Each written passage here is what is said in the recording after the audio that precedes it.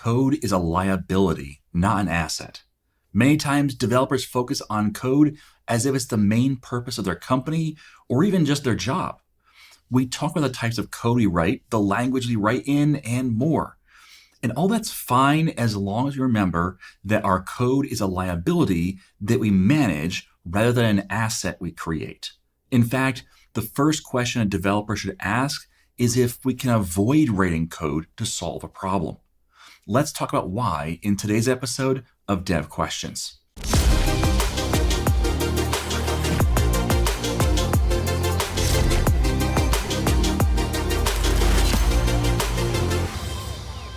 Software development is more than just writing code. So let's talk about the rest of it. Specifically, let's talk about why code is a liability. And let's start by clearing up an objection you probably already have. The application you build for your company can be an asset to the company. It is the thing that provides value. But the code that you write is not an asset. It's a liability. A liability is something that you have to pay for over time. Think of it like a mortgage on your home. The house is the asset, but the loan is the liability. You need the loan to buy the house, but it's a constant expense. That's how we need to think about code. So let's talk about the cost of code and where it really comes into play as a liability. So let's start with the kind of the obvious. You have to pay a salary for a person to create code. You have to pay the salary of the person to fix the bugs in the code. You have to pay a salary of a person to upgrade your code to the next version or to add new features and so on. So you can think about it as the more code you write, the more expensive it is because the more you're paying for that developer to do the work. Now, this is where people that are using AI, which seems like everybody, it's not really, but it seems like everybody.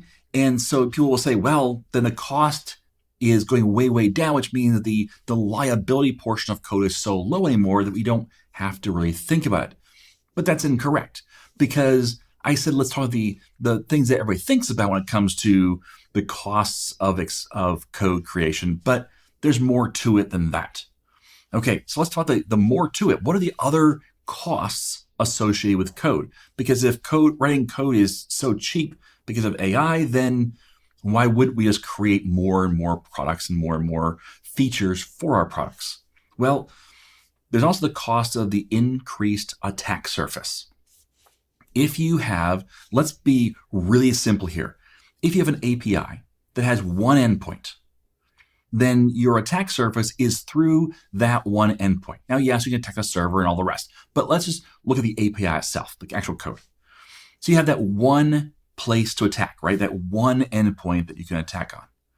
Now, what if you have 10 endpoints? Well, your attack surface has grown because now there's 10 different places that an attacker could potentially attack. What if you have 100? Well, now you have 100 different places that could be attacked. And it isn't just the fact that there's more places to attack, but also the fact that if you have one endpoint, what are you really doing? You're focusing all your work and energy on that one endpoint. You're thinking about it. You're working on it. You're constantly evaluating it. But what if you have 100? Well, there's probably maybe 10, 20 or so that are your primary places you spend the most time. But there's going to be a few that kind of sit out there that people forget about a bit, right? That 99th and 100th most popular one, it's essentially the least popular endpoints, don't really get as much attention because they're not used as often. Think about your favorite application. Maybe think about Microsoft Word. Probably not your favorite application, but let's pretend you at least know what Word is, right? And if you look at the ribbon at the top, the first ribbon are the things that you are most likely going to be using. The bolding and underlining and changing fonts and things like that. Those are the things that are most commonly used, therefore they're also the most common to be pay attention to and to check for any bugs. But there's also like more tabs than that, and maybe you don't ever go to those other tabs, but probably the last tab or two you might not ever go to. Those features you probably not use very often. And that's intentional because Microsoft puts the most used things near the front. right? Which is great. But if you're not using those things, then they're not as getting as many updates to them because they're not as popular. Therefore, the code isn't changing as much in those areas, but there's still an attack surface. There's still an area where an attacker might be able to exploit something. We've seen this in a number of cases recently. The release, well, not quite release, but the announcement of Mythos, the new LLM, and how it's, this amazing thing at finding bugs. That's debatable, but it did find a whole bunch of bugs, which were in areas that weren't used as much, right? Yes, the tools themselves were used heavily, but the way they were exploited was using things that were off the beaten path and ways of doing things that weren't as common. So when you increase your attack surface, you increase the likelihood you'll have those dark corners that don't change as often and potentially open you up to being attacked through those vectors. Now, also, and I've kind of mentioned this a bit, but when you have more code, you also have an increased chance of bugs. So let's just say that your bug rate is 1 bug every 100 lines of code. Now, it's not linear like that, but let's pretend it is for a minute. It would make sense then that the less lines of code you write, the less bugs you have. Because if you write 1,000 lines of code, you're on average going to have 10 bugs. Again, we're just making up numbers here. And if you write 10,000 lines of code, you would have 100 lines or 100 bugs in those codes. So that would make sense if it was a linear thing. You might say, well, but it's not linear. You're right, but on average, we create bugs at a certain rate. So therefore, the more things you do, the more bugs you will have. And bugs can cause your application to crash. They can cause your application to lose data or corrupt data or cause other problems. So the more code you have, the more chance of bugs you're going to have.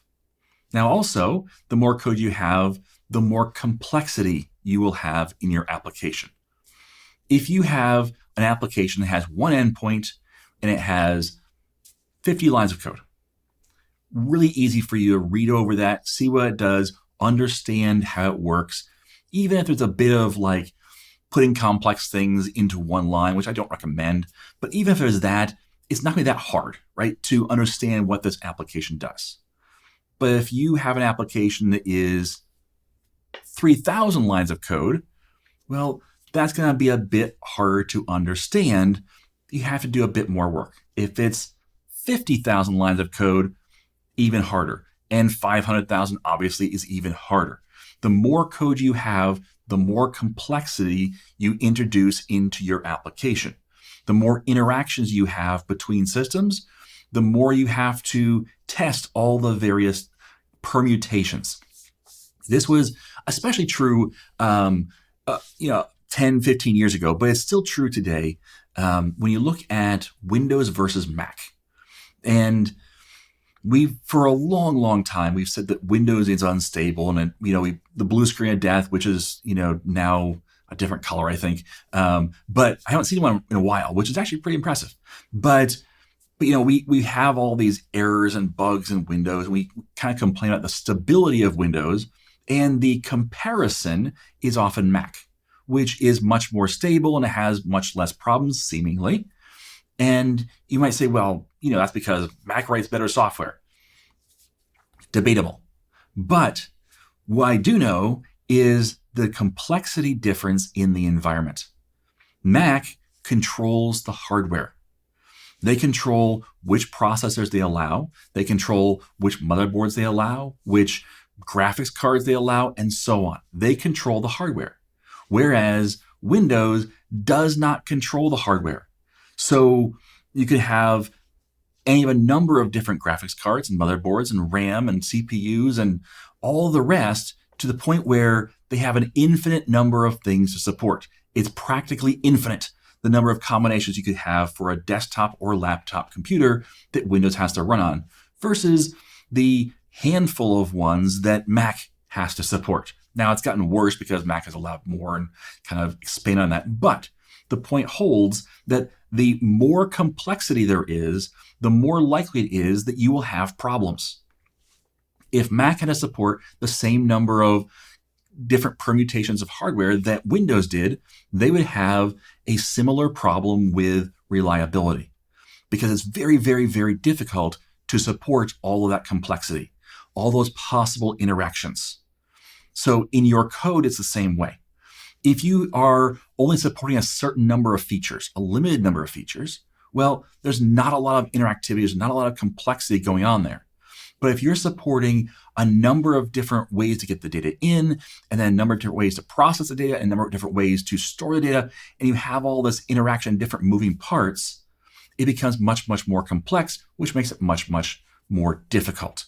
We talked a week or two ago about monoliths versus microservices, and the idea that microservices probably not the right call for most organizations or most applications.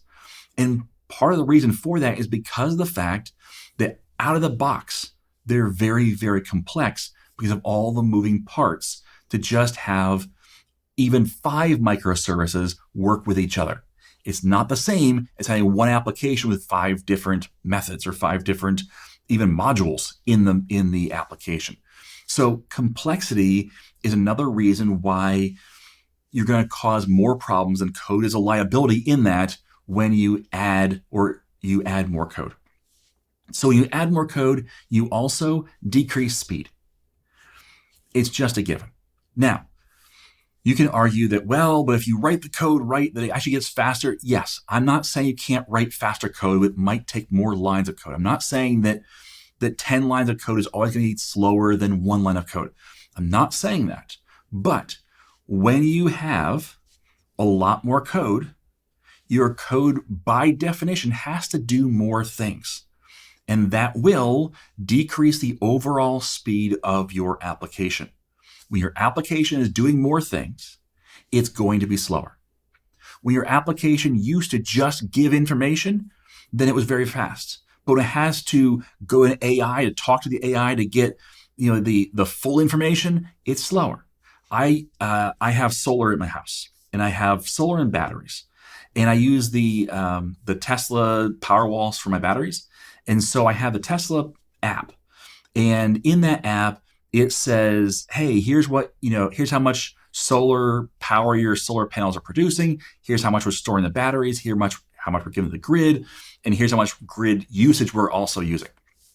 So right off the bat, in the very front of my app, it shows me all this information, right? I can see my panels are generating this many kilowatts. This many kilowatts are going to my batteries or coming from my batteries to my house. This is how much my house is using, and this is how much I'm either giving to the grid or getting from the grid, right? It's a picture, only it's kind of an animated picture that actually shows changing numbers. But now they've added a new feature where I can get an AI summary. And that summary basically just summarizes the picture, which I already have, and it's immediate because it's right there. The information is right there, and it's on my system. But the summary has to use an AI to process and think about all the inputs and then summarize that into a couple paragraphs.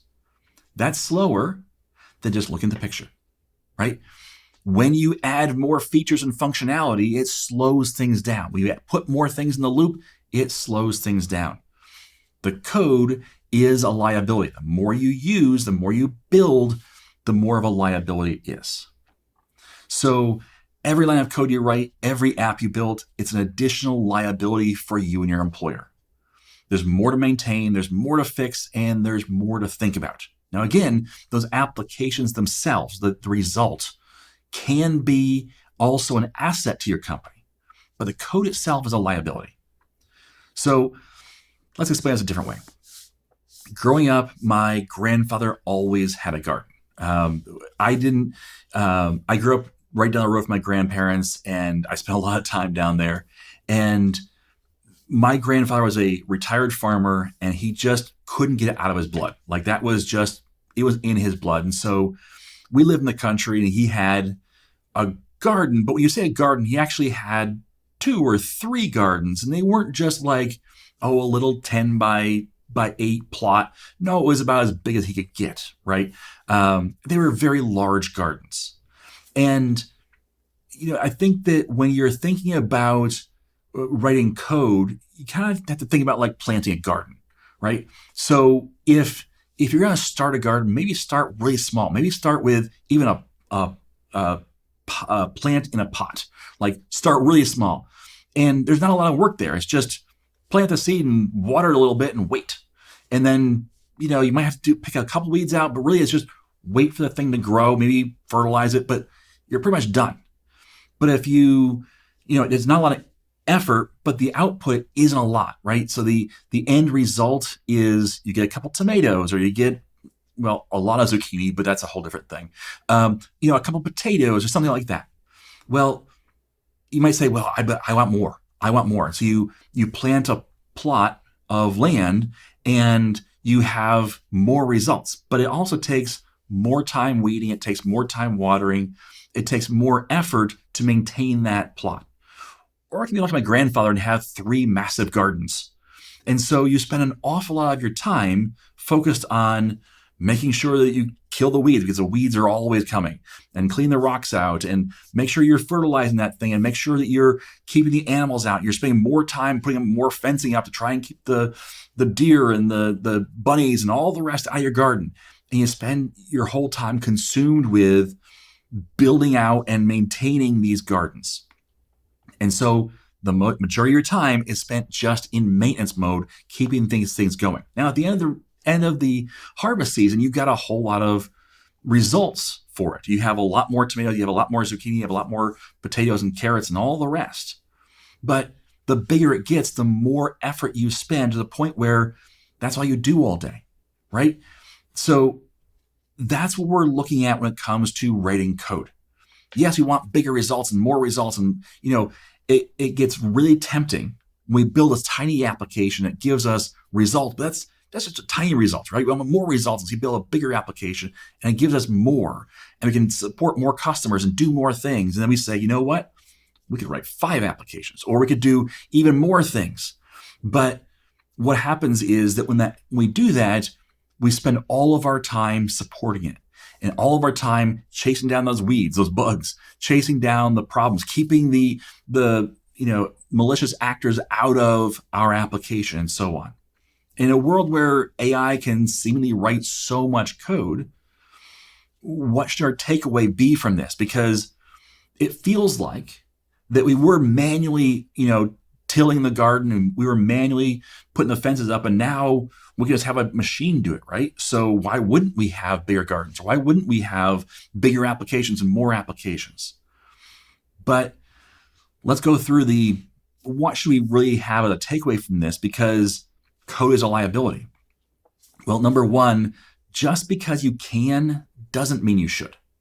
So just because you can build something, it doesn't mean that you should.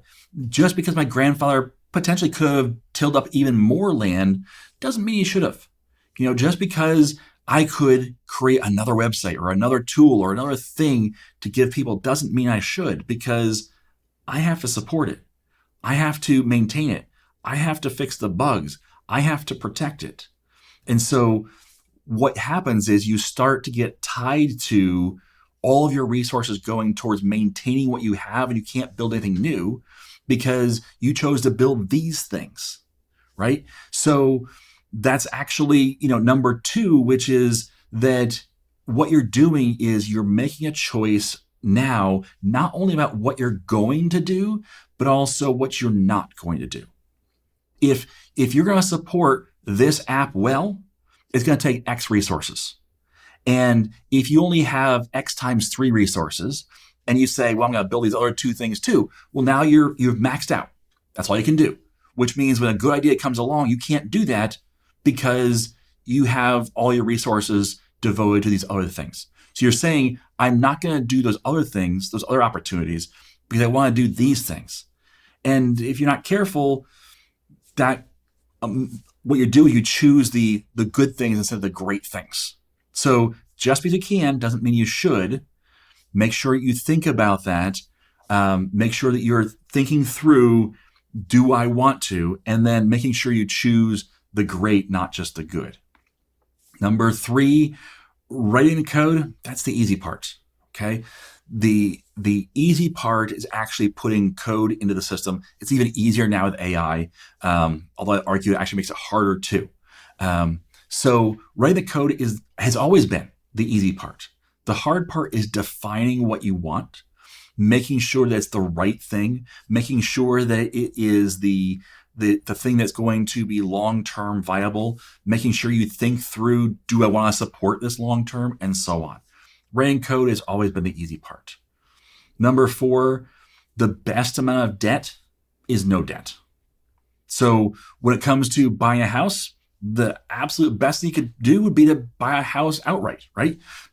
Pay for it and not have any loan. That's great. It's not how we do software development, right? The idea that you could build an app and then just never support it is just not the case. So we can't not incur debt. We're going to incur debt when we release an application. That's why it's a little bit different than the home loan idea. But the best amount of debt is no debt, which means that, one, if we can get away with it, then don't build an app, use an app, right? Because if you can pay for an app, let's say it's $100 a year per developer, you have 10 developers. So you're $1,000 a year for this app. Okay, how much would it cost to build that application? Well, more than $1,000 a year. So the best amount of debt is no debt. Like you just say, hey, I'll just use your service. So there are a lot of things you could do, not everything you should do. Now, if you're going to have to go into debt, if you're going to have to support an application, think about how you can support it in the least amount of effort. Meaning maybe we use off-the-shelf tools for as much as possible, but we do this one thing. As opposed to, hey, now you build this one thing, there's so many more cool features we could add to this thing. Yeah, but should we? Probably not. Let's not go into further debt just because we could, all right? Number 5, don't look at just the positives. All right. So when you're thinking about the features, when you're thinking about, oh man, we could do this. We could have this thing. And it would have these cool features. It would save us an hour a week. It'd be awesome. Or our customers will love this. Count the cost.